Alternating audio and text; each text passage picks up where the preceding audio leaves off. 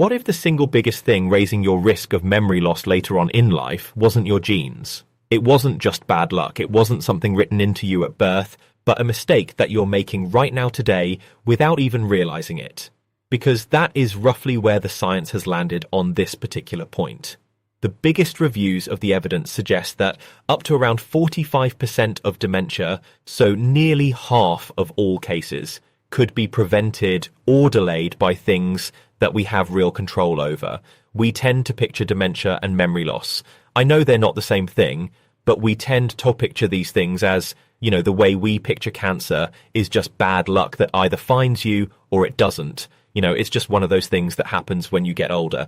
But the thing is, around 4 in 10 cancers in adults are preventable as well, and dementia sits in exactly that same bracket. So what I'm going to do in this video is walk you through 3 mistakes that people commonly make in their 50s and 60s that very slowly stack the odds against your brain. I'm going to explain what each one does to your brain, and then right at the end, I'm going to give you the number 1 mistake. The one that surprises almost everybody that I tell it to, and the one that I would fix first if it was me or my own family. My name's Dr. Alex. I'm here to help you cut through all of this noise and help you live a longer and healthier life along the way. Now, I've said this a few times in recent videos, but remember that modern life is built to make you sick very slowly, and modern medicine is built to meet you there once it has already happened, like a heart attack. Ill, but not dead.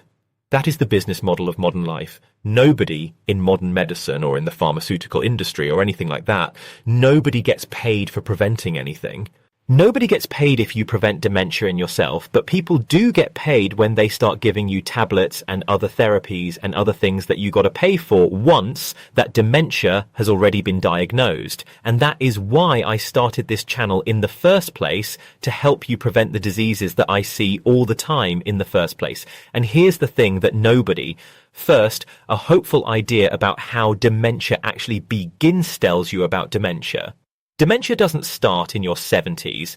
It starts literally, and I mean literally, decades earlier, often in your 40s and 50s, laying down damage very silently in your brain long before a single symptom actually appears. Now, to see why, you need to know a little bit about proteins. So, proteins are the tiny building blocks that do almost every job inside your cells. And to work properly, they've got to fold up into very neat, precise shapes, if that makes sense. In Alzheimer's, which is the most common form of dementia, certain proteins fold the wrong way, and then in turn become a bit sticky, and instead of being cleared away like all proteins will be at some point, they clump together. They form plaques between your brain cells and sort of create tangles inside of them. Those clumps, they sort of clog up the connections that your brain cells use to talk to each other.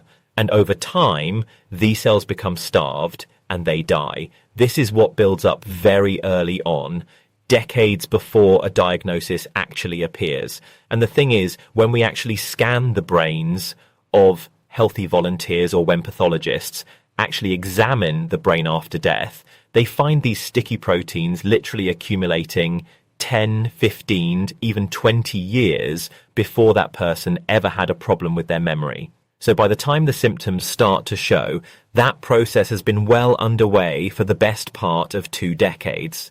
And I know that I talk about that all the time. I talk about how things start decades earlier than you ever think they do.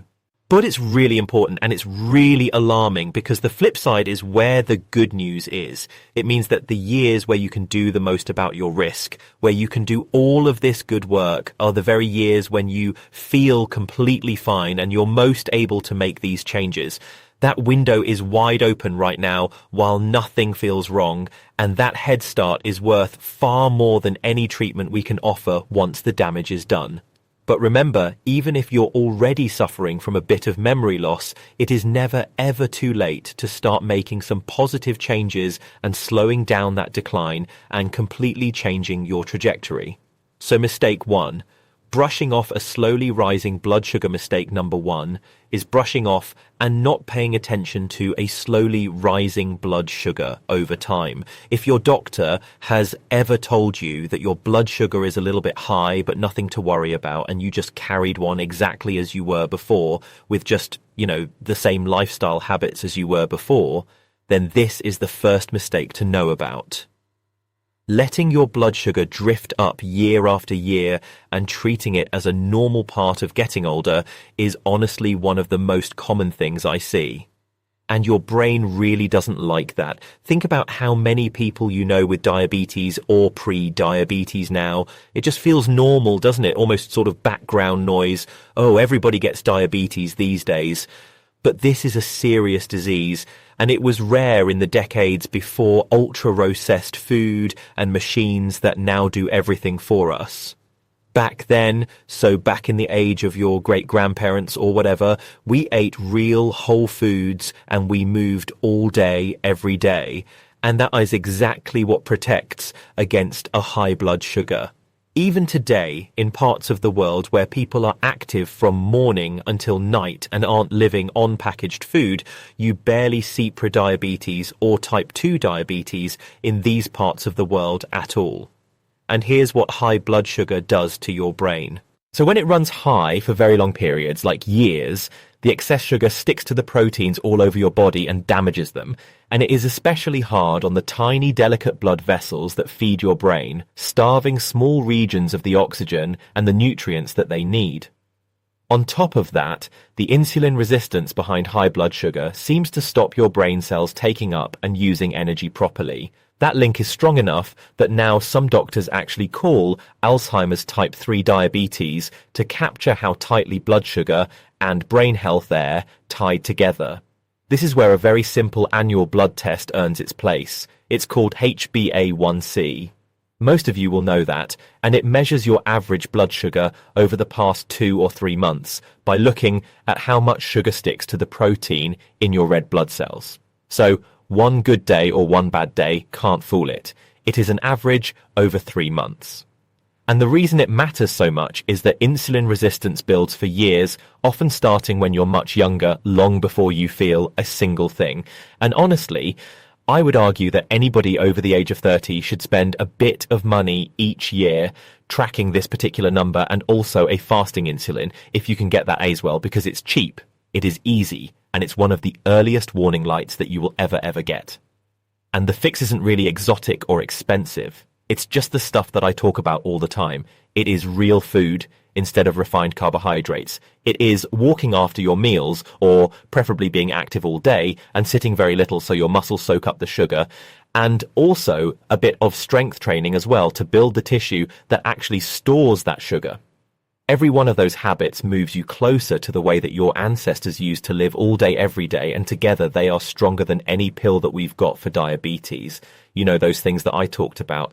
So moving regularly, strength work, and cutting out ultra-processed foods is more powerful than metformin, which is the most common drug that we prescribe for diabetes. The next mistake is so gentle mistake too, drifting away from the hard, effortful things, and so reasonable that good and sensible people fall into this without ever noticing. So, as we move through our 50s and into our 60s, we slowly stop doing the things that stretch us. Maybe that's the hobby that used to challenge us and frustrate us. That hobby gets pushed to one side because we're busy or we just don't feel like it these days. Or maybe the circle of friends that we used to see every week gets smaller and smaller as people move away or drift out of touch, and we don't quite replace those friends. And bit by bit, the physical stuff gets easier as well. So we take the car instead of walking, and we use the lift or the elevator instead of taking the stairs.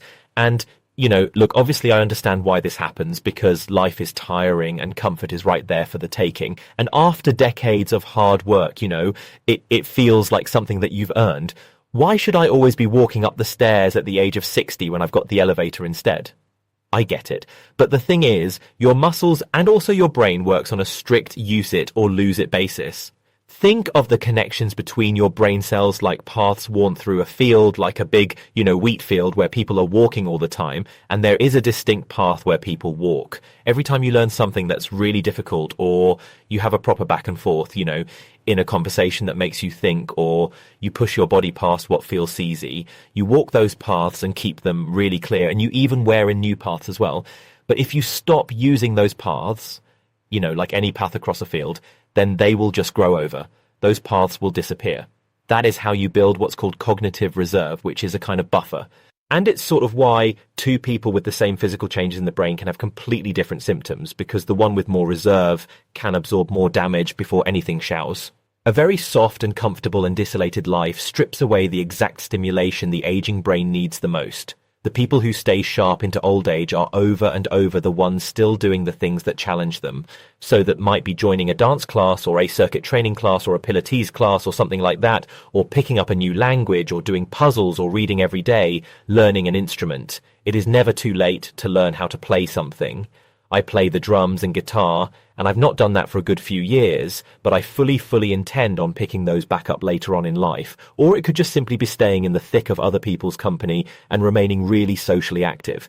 Anything that makes your brain work a bit harder than it actually wants to absolutely counts here. And the number one mistake, the one nobody expects finally, we've got the number one mistake that so many people make. If I could get everybody over the age of 50 to do one single thing for their brain, it would be this. And it's one that almost nobody guesses. The biggest single modifiable risk factor for dementia, according to the major Lancet Commission that literally pulled together the best evidence that we have, is untreated hearing loss in midlife. This one really does hit close to home for me because both my dad and my father-in-law have pretty bad hearing.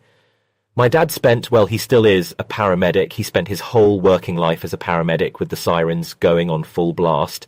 And then my father-in-law, Paul, he's a builder and used to be a farmer as well, who has used power tools for decades, and he has never worn ear defenders. No protection for his ears at all, no matter how many times people have told him to put them on. So I've watched up close what fading hearing does to somebody. Now, I'm not saying that they've got dementia. Obviously, I'm not saying that, but it's very clear in conversations, that they can't hear as well as other people their age. And here's how it damages the brain. And there are two parts to it. So the first one is that when your hearing starts to go, and it usually fades so gradually that you don't actually even notice it, your brain has to work far harder to make sense of every muffled, half-heard word. That constant effort drains resources away from memory and thinking, and it literally runs all day, every day for years. The second one, and this is the bigger one, people whose hearing is fading slowly pull away from the world around them. Conversations become tiring and a bit embarrassing sometimes. So they stop going to the noisy family dinner. They stop phoning friends. They stop joining in conversation, and they retreat into a smaller, quieter life. That withdrawal, that lack of stimulation and connection, is exactly the soil in which cognitive decline takes root. This Lancet Commission, and I'll put a link in the description below for you, it found that hearing loss accounts for a bigger slice of preventable dementia than almost any other single factor that we know of. Spot those other three mistakes, and it'll be really interesting to hear in the comments how many of these resonate with you personally, what the evidence really means for you. But let me just be really clear. These modifiable factors added together, are thought to account for up to around 45, maybe half, 50% of dementia cases, which is a huge and hopeful share. These are the things that we can change, but it obviously also means that the rest still comes down to age and genetics and things that we cannot control. So nobody watching should feel guilt or blame. If you have memory loss or dementia and you have, accounted for all of these things, you've really led a great life, then it could just be one of those things that was going to happen to you anyway. Like I said, it only accounts for around up to half of cases. The whole point of this channel and everything I talk about is trying to increase your odds, trying to stack the deck in your favor by doing the things that we can control. Remember, treating your hearing keeps you in the conversation. It keeps you engaged. It keeps you connected to other people.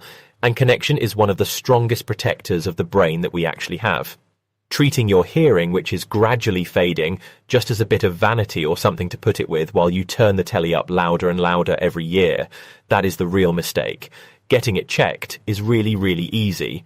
Most high streets have a hearing centre or an optician's that will also check your hearing as well, or a pharmacy that also checks your hearing. Loads of places do it, it is quick, it's often free or at least very, very cheap, and it's one of the best investments in your health that you can make. So, if you take just one thing from this video today, it might be as simple as booking a hearing test, especially if you've caught yourself turning up the volume or asking people to repeat themselves more than you used to. And I would say, if you're over the age of 50, even if you think your hearing is okay, just book a hearing test anyway, because it might surprise you, and they may be able to treat something that you didn't know you had, or give you some advice, or at least, that could be the start of an annual hearing test. So they've got a baseline to work from. And please remember, none of these three is the whole story on its own. It is all of them together, along with your sleep, your movement, your diet, your blood pressure, and staying connected to the people around you, compounded over years and decades. That is honestly what really tilts the odds in your favor. You don't have to fix everything at once, and honestly, you shouldn't really try topic the one that speaks to you the most, and take a single small step towards that mistake this week. So, if that's booking a hearing test, or going for a walk after dinner to try and lower your blood sugar spike, or ringing an old friend, then that is a real start, and the rest can follow on in time. Now, if you've got questions about any of this, then please leave them in the comments below, and I will honestly try to reply to as many as I can, but I do read all of them, and they shape what I cover in the next few weeks of videos. And if you've got a parent or a partner who's been struggling to hear, or they're saying pardon all the time, or what did you say, then just share this video with them or tell them what you've learned from this video, and hopefully we can help as many people as possible. Thank you so much for watching, and I'll see you next time.